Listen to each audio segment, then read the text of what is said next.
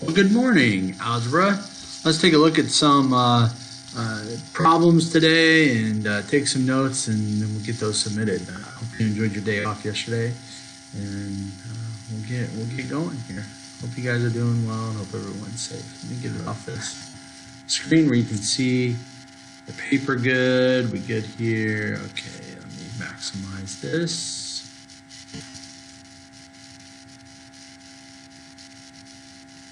Okay, well, here let's take a look at a few examples. Let's get back into the line of thinking. We have 3x minus 6 is equal to 2x plus 8. If I were going to solve, I'm going to get the x's on the same sides. The first thing I would do is subtract 2x. Now I have negative 6 is equal to 8. X there, and then add 6 to both sides, and I have x is equal to 14. Remember, I can always check that. I can take that 14 value and I can put it in for x there and x there. Let's do that. 3 times 14 minus 6. 2 times 14 plus 8. 3 times 14 is at 42 minus 6. 2 times 14 is 28 plus 8. Looks like 36 and 36. Check, check. And it works. Okay? Okay, what if I had a picture like this? Maybe this looks familiar to you. This is a straight line. That means it's 180 degrees. And I knew that this was 5x minus 1, and this is 3x plus 7. Can I set up an equation from that? If I have a picture like that, can I set up an equation? Yeah. If I know that whole thing's 180 degrees, well, then I know that the two angles here have to add together to be 180. So I could just set up that simple equation. This angle plus that angle is equal to 180. Now I combine like terms, the 5x and the 3x gives me 8x. Minus 1 plus 7 gives me a plus 6, that is equal to 180. And now I'm going to subtract 6 from both sides, and I got 8x then is equal to 174. I don't know if that goes into it evenly or not, but let's see. So then x is equal to 2, 16, and 4. Nope, it doesn't. 21 and 3/4. Okay? So there's another example that using an equation in order to solve. Let's take a look at another one. Example. What if we have, I don't know, in the future you might have this in geometry. Let's say we've got an angle, and we know that this is 90 degrees. And then we have another ray right there, and this is 3x minus 4, and this is x plus 7. 3x minus 4 and x plus 7. Let's add those two together. So 3x minus 4 plus x plus 7. And that'd be equal to 90. So 3x and x gives me 4x. Negative 4 plus 7 gives me plus 3. 90. 4x then is equal to 87. Doesn't quite go into it evenly, so we'll divide. So x then is equal to 21 and 3. Oh my goodness, look at that. The exact same answer. But it is 21. Will give us 84 and 3/4.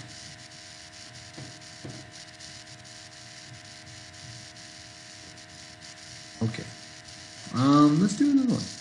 What if we add a few powers now? So let's go 3x, and we'll add 5x minus 6, and that's equal to 4 squared. Yeah, let's do that. Okay. So we'll switch. 3x, doesn't matter if there's a parenthesis around it or not, it's a like term to 5x, it gives us the 8x. And then minus 6 is equal to 4 squared is 16. If I add 6 to both sides, I have 22. 8x divided by 8. And then x is equal to 2, 16 and 3/4. Okay, so I'm feeling pretty good. Hopefully you are too about equations. Let's start talking about powers. You know, if I have 3 times 3 times 3, that would be 9 times 3, which is 27. So 3 to the third is equal to 27.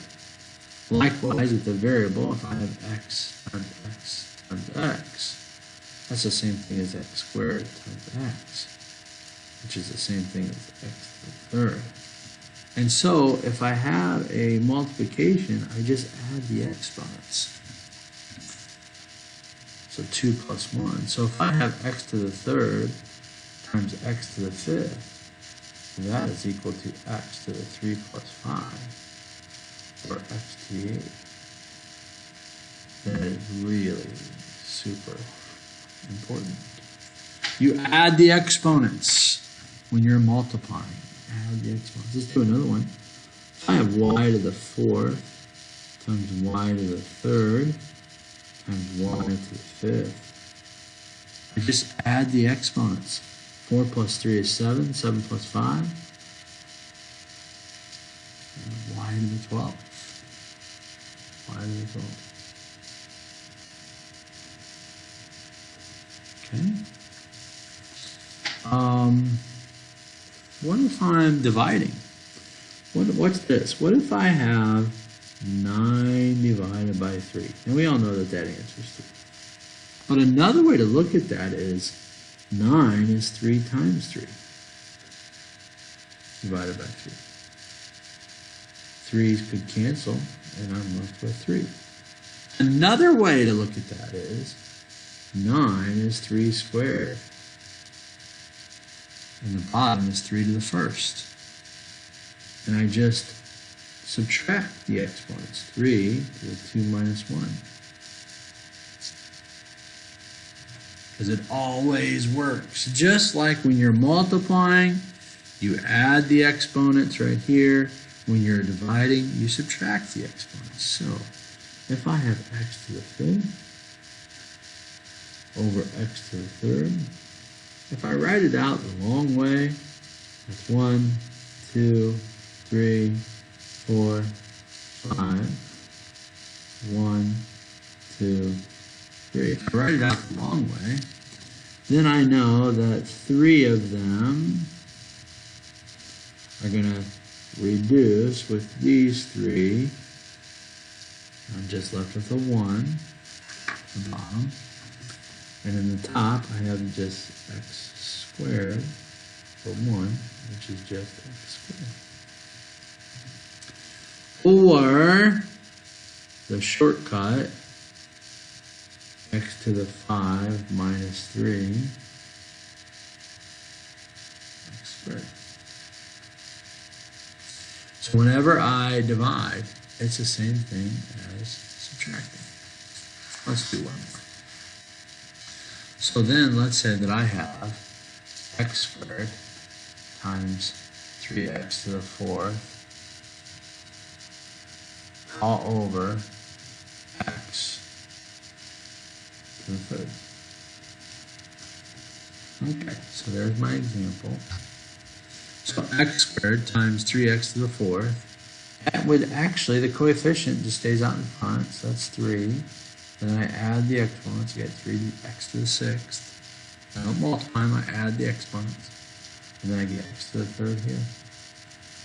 And so then I subtract 3x, and then I take 6 minus 3.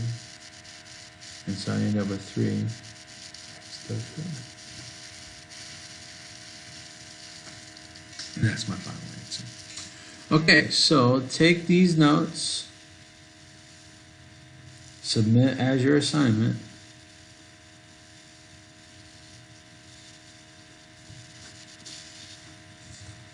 All right, hope you guys are doing well.